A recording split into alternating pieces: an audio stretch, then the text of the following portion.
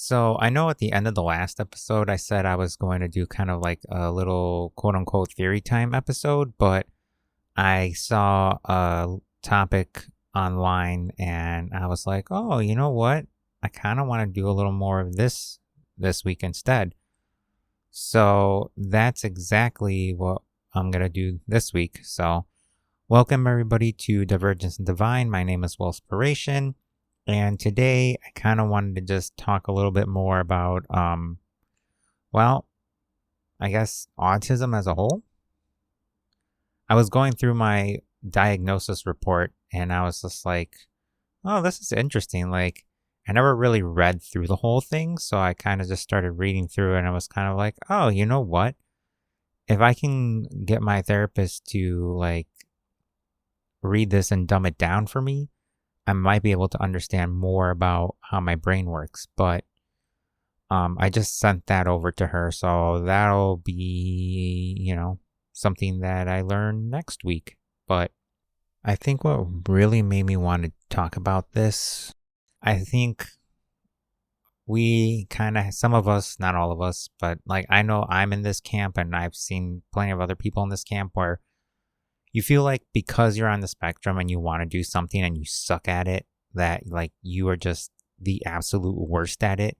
And it's like very easy to blame your autism because, maybe the way autism affects you does make it harder to do something. Like for me, I am terrible at drawing. Like I love drawing. Like I would love to do like, digital art and everything.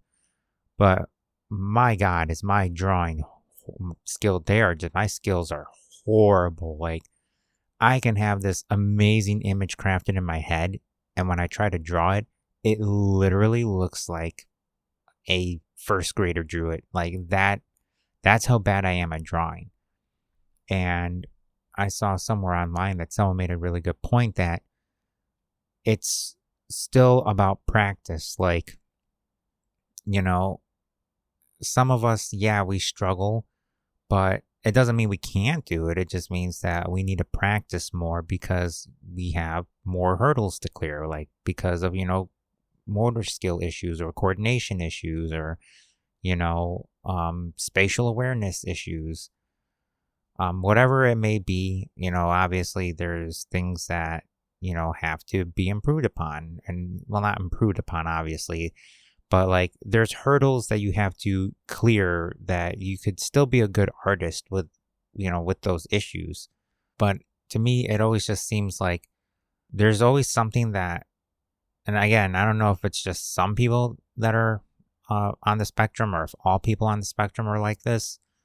But at least for me being on the spectrum, I always feel like I want to do something. And when I find out that I'm terrible at it, it kind of makes me sad and a little depressed even because it's like something that I'm so passionate about. And then I just fail epically. And it's just kind of like, it almost makes me not want to put in the effort to try to improve because it's like, like what's the point of improving because I struggle so much as it is that it's not really worth already doing it if I'm already leagues behind a neurotypical starting out. You know what I mean? Like it just feels very discouraging, right? But at the same time, I also know that I'm selling myself short and I really shouldn't be doing that. And you know what? Maybe that's my fault for kind of just having that limited mindset on my own personal talents. But this post also said the same thing about you're going to have to work more and you're going to have to put more work into it. But ultimately, it's up to you whether you choose to let your autism get in the way or not. And I just thought that was very interesting because I'm like, that person actually has a good point because we do often tend to let our, the way being on the spectrum affects us, often let us think that we can't do something because, we're limited. But I think the biggest issue is trying to clear that hurdle of feeling defeated because you're on the spectrum. Like all of us are capable of doing amazing things. It's just a matter of how do we go about getting there? Like, how do we how do we overcome these hurdles, or maybe even use these issues that we have that prevent us from doing something to our advantage, rather than just sitting here and being like, oh, I can't do this because I'm autistic. I'm just going to try to find something else that I can just be good at right off the jump and, feel good about myself. And for me, also, like, having ADHD, that might also have a hint of ADHD playing into it. But ultimately, I feel like it's just kind of we struggle to find what we're good at, because it almost feels like I don't know how to put this simply, but it feels like we just kind of suck at everything. You know what I mean? Like, we just, because of how autism affects us and any coordination or motor skill issues we may have, make it a challenge. And it just kind of makes you go, well, I'm not good at this, so I'm not going to really put in the effort anymore. And you just feel so defeated, because you're just like, it's something that you dreamed of, and it's something that, like, you can just picture in your head so vividly. And then when you go to do it, it just doesn't work the way it was intended to. And it just feels like, like the worst thing ever. Like, wow, this is not what I had in mind whatsoever. And I think the best thing to do is, I think we have to just keep trying. As painful as it is, and as hard as it is, and especially if you have ADHD, because then you really don't want to, like, put in all that effort, because it's like, it almost becomes a hyperfixation. And then, like, all of a sudden you just kind of lose interest and you don't want to do it anymore, because you're like, oh, well, that was fun, but I don't really care anymore. But I think, really and truly, I feel like a lot of us sell ourselves short because of the fact that we're on the spectrum, rather than, being like, just because I'm not good at one thing doesn't mean that I can't improve on it.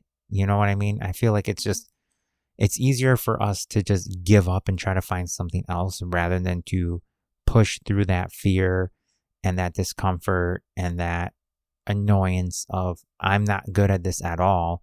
Like, I am worse than the worst neurotypical at this. And that's pretty sad, rather than being like, okay, I know I'm bottom of the barrel, starting out at this, but that doesn't mean that I can't find a way to, like, break this down and find all these little, niche and nuanced things that neurotypicals miss, that I can use to my advantage to actually be able to get a leg up on this and actually be able to do something really good. Like, who knows?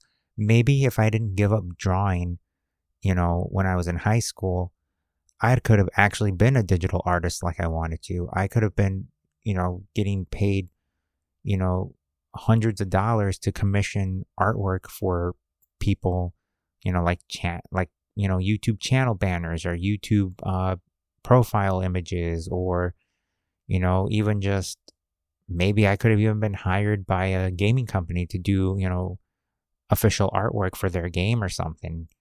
Like, I could have had that as a profession on the side if I hadn't given up on it. So I think the moral of this topic is to just never sell yourself short, no matter how terrible you are at something at first, because you never know. If you were to have continued, you probably could have been really good at something. And I feel like that's kind of like one of the biggest things, is just not letting that get to you. Which is very hard. It's very hard, especially because, like, the more you think about how limited you feel, the more, like, depressed you feel, and the more you start to hate yourself and doubt yourself. And I don't really think that that's the proper mindset to have. And it's very hard mindset to break. That I was undiagnosed until I was 27. I'm 32 now. I'm going to be 33 in the summer. And, I spent my whole preteen years all the way up until my late 20s feeling like that. And as soon as I turned 30, I said, starting from this point forward, I'm no longer going to hold myself down. I'm not going to talk myself down or anything like that.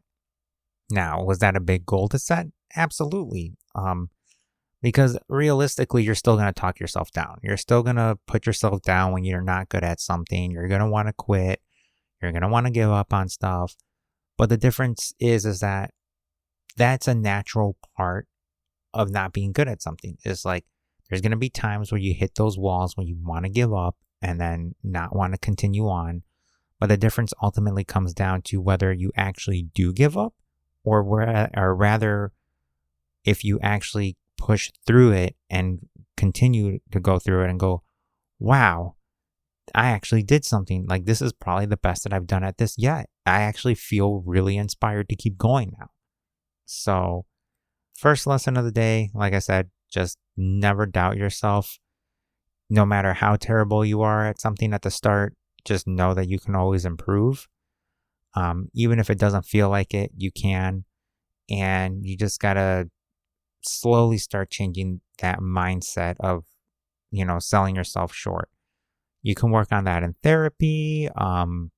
Again, I would suggest like getting an actually autistic therapist. And I've said it before many times. They do exist. They are out there. But get yourself one that does acceptance and commitment therapy, because that is way more effective at helping you build a better mindset and a growth mindset than cognitive behavioral therapy, which is basically basically a way to help you mask more, which is basically what neurotypicals do, because the concept of cognitive behavioral therapy is to change how you think, right? It's to change how you feel about yourself, how you think about yourself, how you think of things, how you feel about things. You're basically altering your brain's ability to see something differently, which is way harder for us as, people on the spectrum and people with ADHD. But also, essentially, it's just masking, because at the end of the day, you're trying to change the way your brain sees things and processes things. And you know what? Maybe that's possible for neurotypicals, but for us, that's not really an effective treatment, and it only causes more masking and just really makes us feel really bad about ourselves. So ACT, again, acceptance and commitment therapy, is way better. The only time really us neurodivergents should be using cognitive behavioral therapy is for like anxiety, and maybe depression, if possible, just because it kind of helps us challenge, those thoughts. So that way we're not as miserable from our anxiety and depression. And then, obviously with medication, that'll kind of help improve that greatly. So the next thing that I want to cover is, how do you go about finding something that you're actually good at, though? And to that, the only thing I can tell you is that basically you just got to explore. You just got to explore different things. Like, as hard as it is to get out of that, like, restricted and, like, just restricted interests in general, it's very hard. It's very scary. It's very uncomfortable. But you really just got to kind of start looking, and you'll be very surprised, because, like, for me, one of the things that I really enjoy is things of the metaphysical variety, and, the debate of spiritual versus religion. Is God real? Are, the abilities that Jesus displayed in the Bible, are they real? The prophets, ability to, see God and communicate with God, is that real or not? That kind of stuff. Things like, Reiki. Reiki was a big one. And actually, in about 3 weeks, I'm about to be a master Reiki teacher, which means I'll actually be able to teach people Reiki, as well as being like a top level practitioner of it. So for me, I am actually very good at Reiki. So much so that really I shouldn't even be doing the master teacher class at least for another 2 years. And I've only had my level 3. I got my level 3 in about, what was that, like 4 months, 5 months? Really and truly, this whole entire thing should have at least taken about 4 years, 4 to 5 years minimum. And Oh, well, at least according to the internet anyway. But it just kind of goes to show that, like, even random little things you have niches for. Um, and from my personal experience, I feel like neurodivergent people are more connected to, you know, things of the metaphysical and spiritual nature more so than neurotypicals are. And I guess that, like, at least in my opinion, I feel like that has to do with how sensitive we are to everything. Also, it's believed that um, when we're babies, that we have the same ability to sense danger and like ill intents in other humans the same way that animals do. But we lose that ability the older that we get, because then we have to start learning how to fit into society, and we start learning, motor skills and how to talk. And all of a sudden, that just kind of, it's not like a skill regression, but it just kind of isn't something that you practice, that you forget that you can do. And I just feel like for neurodivergence, it never really goes away for us, because in my personal opinion, I kind of feel like our connection to, the spiritual realm and metaphysical abilities are always there to help guide us in the way that, we can actually navigate the world, but in a different way, if that makes sense. Like, neurotypicals, they navigate the world through what they, with the way that they have the world set up for them, right? And that doesn't really help us because we don't understand social cues. We don't understand subtle body language. We don't understand sarcasm. We don't understand, when someone is not being literal. But for us, we can also, it just seems like it's just easier to rely on those skills, because it's just kind of like, if we are able to tap into those skills that we are born with, that animals have to sense, the good and bad in people, that would actually gives us kind of like our way to navigate the world, by not having to essentially rely at trying to judge whether someone is, being serious or not. Like when people are like, oh, hey, we should get lunch sometime. And it's like, they don't actually mean like, yeah, let's set up a lunch date and, we can hang out and catch up and see how we're doing and that kind of stuff. They just say it because it's just like, oh, well, maybe we can meet for lunch. Maybe not. I don't know. That, it's like both parties have to be in agreement with it. But, it's just kind of, it's a weird social thing, and I kind of don't like it. I feel like it's just easier to say, I'll see you, or, I'll see you around, or, I'll see you later, or, I'll talk to you later. And then if you really are serious about wanting to hang out with someone, and then you go, and if you ever want to, you can always just hit me up and we can, meet up for lunch or something.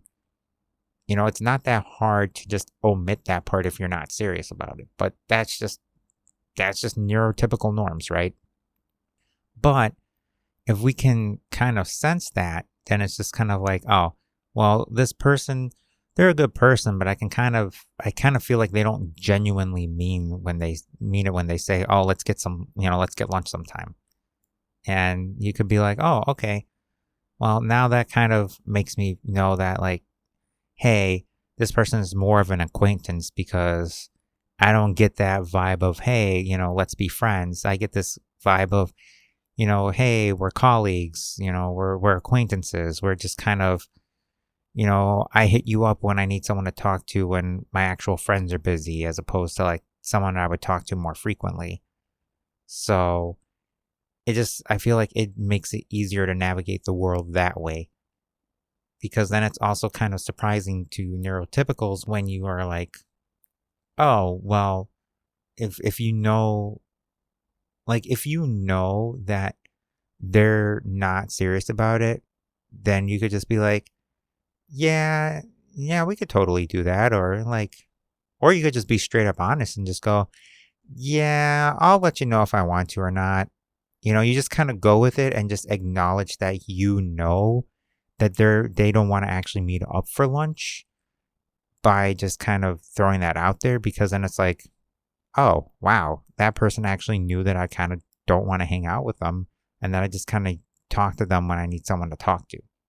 Because if you're friends with somebody and they say, hey, let's get lunch sometime, then you would go, cool, you know, let me see what I got going on and I'll let you know. And then you guys just go and, make plans from there. And obviously, things are going to come up and things might have to get rescheduled because, everybody's lives are different. But at least that's more understandable, because it's like, at least that your friend or close friends aren't messing with you when they have to reschedule. Whereas like an acquaintance or like a coworker, bailing on you is more likely like they just kind of don't want to hang out with you. And that's the other thing too, is that like also knowing when somebody is like kind of like lying, you can just kind of tell like, oh, this person said we could hang out and then they just blew me off. So clearly they don't want to hang out.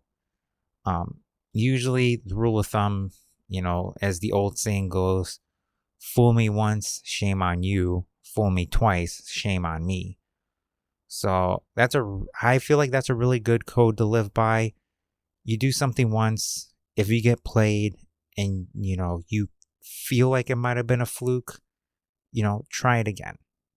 If it happens twice in a row, then that person just genuinely doesn't really care.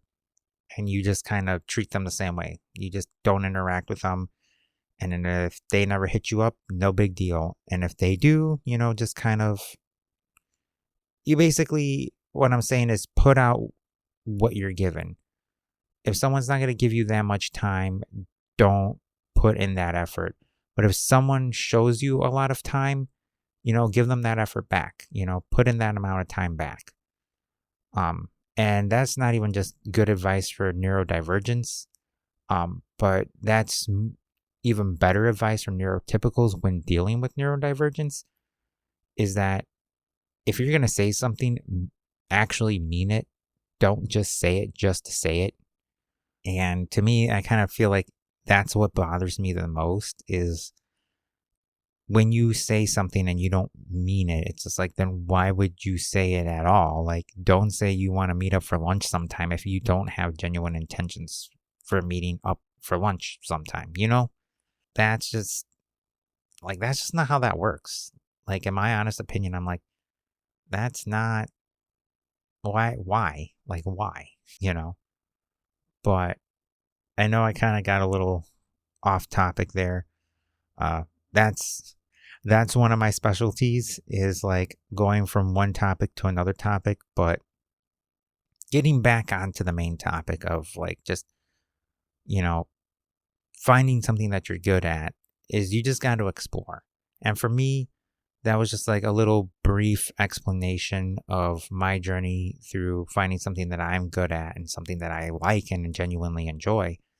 For some of you, it might actually be something different. Like maybe some of you think, like, oh, well, I want to try this, but I don't know if I'll be good at it. And then you try it and you're actually good at it. It's like, oh, wow. I think, for example, like you could be like, oh, I want to get into martial arts, but I don't have the coordination, to do it, right? But you might be surprised, because like for me, I was in Taekwondo all of middle school and my freshman year of high school. And I was so good at Taekwondo that like I was just blowing through those tests. So much so that I actually got very overconfident at some point, and I just started slacking on all of my, practice at home and at the dojo, where I finally got to red belt black stripe, because the way that my Taekwondo school did it was they did white belt and then yellow belt, then yellow belt black stripe, then it was green belt, black stripe, blue belt, black stripe, and then red belt, black stripe, and then junior black belt, which was a belt that was black on the top and then red on the bottom, and then black belt first degree.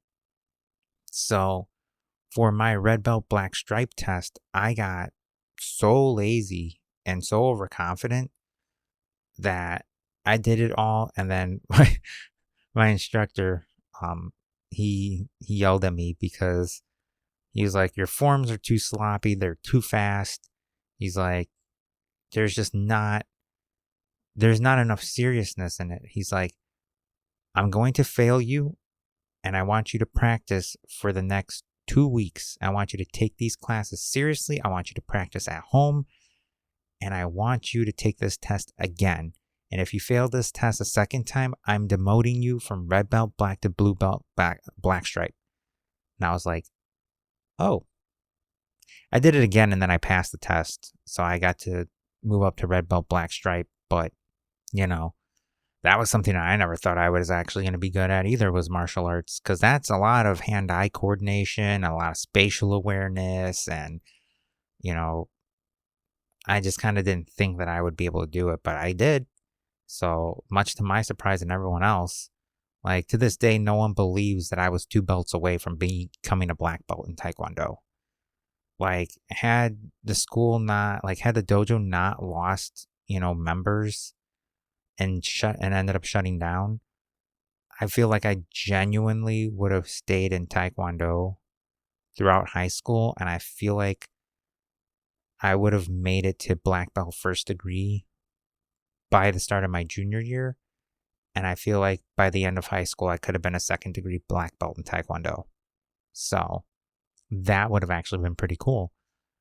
But still, it's just like, for me, it's like any sport, or like any form of fighting sport, like Taekwondo or boxing or kickboxing, or those kinds of sports. It's just like I never thought I could do them, but I can. And now I can actually, if I really needed to, I could fight, but I would of course have to get past the anxiety, because remember, anxiety is basically like a false alarm flight or fight response, often being the flight response, which is why typically you go into a panic. But I've also noticed that, like, when I'm in somewhat dire situations, like the one time where I'm pretty sure I talked about it, and if I haven't, I would have to go back, because at some point I just always forget about what I talked about the week before because I get distracted by other stuff. So, like, ADHD brain go burr, and I forget. But if I've told it, then I'll just reiterate the story again, and if I haven't, then I'll tell you guys right now. When it comes to driving, I am really cautious, but I'm also very, very like, I like to drive fast. I'll be honest. I like going fast. It makes me feel good, and that's the ADHD part. But back in 2016, it was either 2016 or 2017. Actually, you know what? Hold on. Give me a second. I want to Google this super quick. So it was November 17th, 2017. It's just funny. 11/17/17. Ultra Sun and Ultra Moon had just came out, and I was still working at the school district that I was working at as a custodian. And unfortunately, I couldn't get that Friday off. So I ended up missing the midnight launch for Pokemon Ultra Sun and Ultra Moon. So I got up a little early that Friday, drove out, 20 minutes to my nearest GameStop to pick up my copy that I had pre-ordered. And on the way home, some dental assistant was tailing me, and it was raining, and I was coming around this bend near an outdoor movie theater, and little did I know how hard it had rained overnight. So some of the gravel had spilled onto the road from all the rain, and the winds were pretty bad that it knocked a bunch of leaves onto the road. Well, I learned the hard way why they tell you never to slam the brakes on someone that's tailing you. Because when I did, I just so happened to be unfortunate enough to be over some of said leaves and gravel.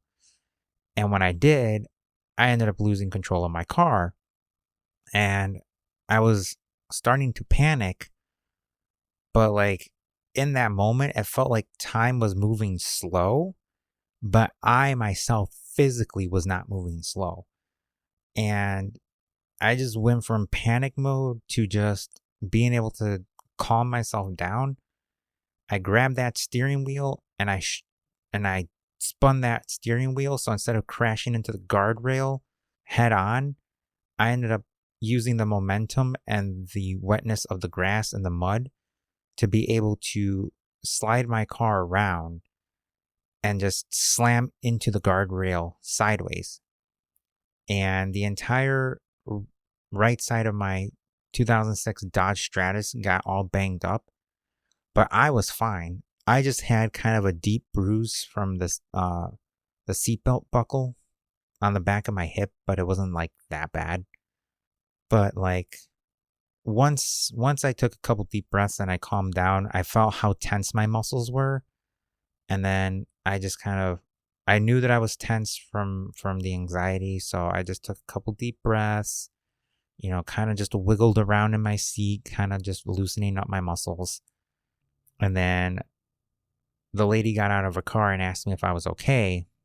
And then an old couple that lived in the house across from that guardrail on the other side of the road ended up calling the cops.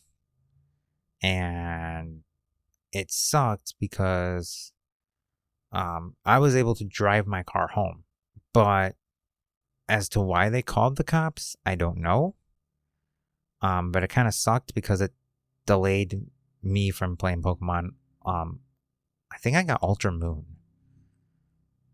Yeah, I got Ultra Moon. And I was kind of mad about that. But had the older lady that lived in that house not had, didn't go out there and get her husband and tell her to call the cops, I would not have had to have paid a $500 ticket to have that guardrail fixed. Which, by the way, they didn't even fix it right away. They left that guardrail all mashed up for at least 5 years? No, 6 years. Because it wasn't until 2023 that they finally fixed that guardrail. So I paid that county that accident was in $500 via my ticket so that they could fix that guardrail, and they spent 6 years putting it off. So I feel like I got scammed out of my $500. Like, if you wanted me to just pay to fix it, you should have just asked me to pay to fix it. Like, don't charge me a ticket and then not fix it for 6 years. Because now I feel like I just got scammed out of $500. If you guys weren't going to fix it right away, you guys could have gotten the $500 to fix it in 6 years. So why did I have to pay a ticket for it? You could have just given me the standard, like, $150 ticket at that point. Why charge me the price of fixing the guardrail if you weren't going to do it? But that's kind of just basically what I'm saying, is that, like, when things get serious, I can go into fight mode and then, like, calm myself down. So I'm in this weird state of calm and fight at the same time. But then when it's just anxiety, like, I just crumble. Like, I just turn into dust, literally. But yeah, the point is that I think a lot of you guys that are on the spectrum would be very surprised what you're able to accomplish. And that's why I really liked what I saw about it all, what the person said about drawing to another autistic person, about how it all depends on how much you let your autism get in the way of something. Because obviously it's going to get in the way with how it affects you, especially if you have coordination issues or motor skill issues.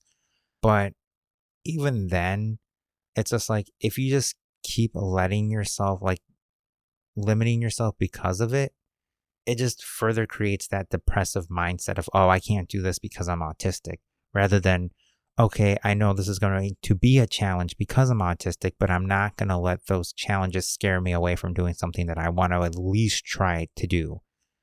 And then eventually, if it's like, if you just don't improve after a while, then you know what? At least you can say you tried, right? And if you do improve and it's something that you become great at, then hey, guess what? You just found something, a hobby or an interest that you're actually good at. And I feel like that's kind of like the biggest takeaway about today's episode is just remembering not to sell yourself short and to believe in yourself. But with that, I'm going to end today's episode. I hope you guys enjoyed. As always, if you guys like this podcast, like the video, subscribe, hit the notification bell because the notification bell will let you know when I upload a new video. And this should be going up tomorrow on the 24th. And I will see you guys next week. Bye-bye.